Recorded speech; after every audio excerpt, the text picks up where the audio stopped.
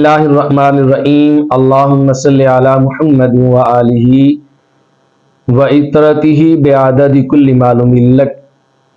سامعین و ناظرین، آقا دو جہاں سرور انبیاء نبی محتشم صلی اللہ علیہ وآلہ وسلم کے میلاد منانے کا جذبہ ایک بندہ مومن کے دل میں کس قدر اجاگر ہونا چاہیے، اس کی ایک جھلک اور ایک مثال حضرت امام حسن بصری رحمۃ اللہ تعالی علیہ، جو شاگرد خاص ہیں مولا علی شیر خدا رضی اللہ تعالی عنہ کے، اور براہ راست بارگاہ علی المرتضیٰ شیر خدا سے فیض حاصل کرنے والے آپ کی والدہ محترمہ، جو حضور علیہ الصلوۃ والسلام کی زوجہ محترمہ حضرت سیدہ ام سلمہ رضی اللہ تعالی عنہا کے گھر کی خادمہ خاص تھی۔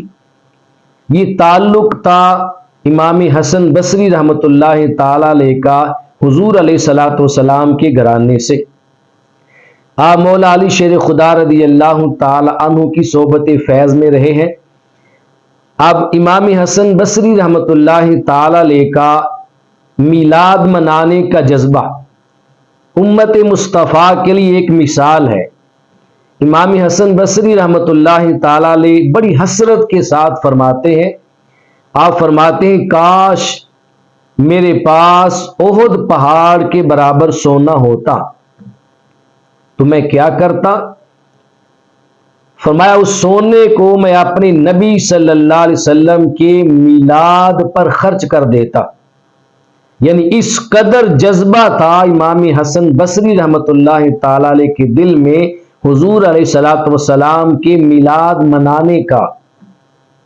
امام حسن بصری رحمۃ اللہ تعالی علیہ کا یہ نظریہ، آپ کی سوچ اور آپ کا جذبہ بتا رہا ہے کہ حضور علیہ الصلوۃ والسلام کا میلاد یہ صرف اہل پاکستان کی ایجاد نہیں، یہ ہندوستان اور بر اعظم ایشیا کی ایجاد نہیں، یہ حضور علیہ الصلوۃ والسلام کے میلاد منانے کا جذبہ اولین میں بھی تھا اور آخرین میں بھی ہے۔ امام حسن بصری رحمۃ اللہ تعالی علیہ کے جذبوں کو سلام۔ رب کائنات ہمیں بھی ایسے جذبے نصیب فرمائے کہ ہم بھی اپنے نبی صلی اللہ علیہ وسلم کے میلاد پر جی بھر کے خوشیاں منائیں اور اپنی زندگی کے آخری لمحے تک حضور علیہ الصلوۃ والسلام کے میلاد کے نغمے اور اس کے چرچے عام کرتے رہیں۔